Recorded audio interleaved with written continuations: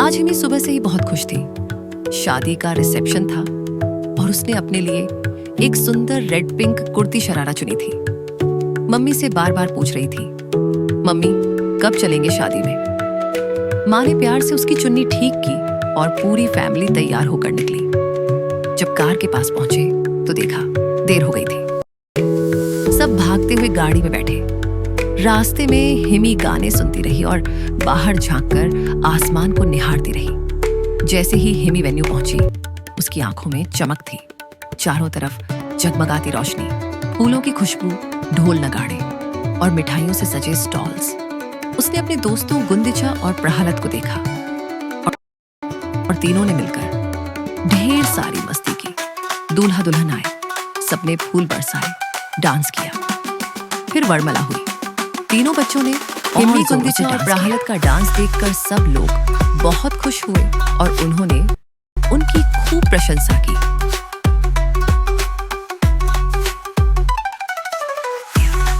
फिर जब खाने का टाइम आया, हिमी ने छोले भटूरे लिए, गुंदिचा ने रसगुल्ला। लेकिन मस्ती मस्ती में कुछ खाना जमीन पर गिरा दिया। कुछ ने प्लेटें आधी छोड़ी, कुछ ने खाने से खेलना शुरू कर दिया। दूर से माँ पापा देख रहे थे। उनका चेहरा उदास हो गया। माँ ने धीरे से कहा, इन बच्चों को अब समझाना पड़ेगा। सबने मिलकर दुल्हा दुल्हन के साथ कई सुंदर फोटो क्लिक करवाई। घर लौटते वक्त गाड़ी में माँ ने हिमी को कहानी सुनाई। एक समय की बात है, सुदामा नामक एक ब्राह्मण थे, बहुत ही गरीब। बच्चों को कभी सिर्फ चावल का पानी ही मिलता था। एक दिन पत्नी ने कहा, अपने पुराने मित्र कृष्ण से मिल आओ। सुदामा कुछ मांगना नहीं चाहते थे, लेकिन पत्नी के कहने पर उन्होंने थोड़ा सा पोहा उधार लिया और एक पोटली में बांधकर द्वारका की ओर निकल पड़े। द्वारपालों ने सुदामा की हालत देखकर उन्हें महल के अंदर जाने से मना कर दिया। जब कृष्ण को पता चला कि सुदामा आए हैं, वो अपने महलों का वैभव भूलकर दौड़े और अपने मित्र को गले से लगा लिया। उनके पैर धोए और सुदामा की दी हुई पोहे की पोटली को प्रेम से खा लिया। रुक्मिणी ने कहा, प्रभु अब बस कीजिए।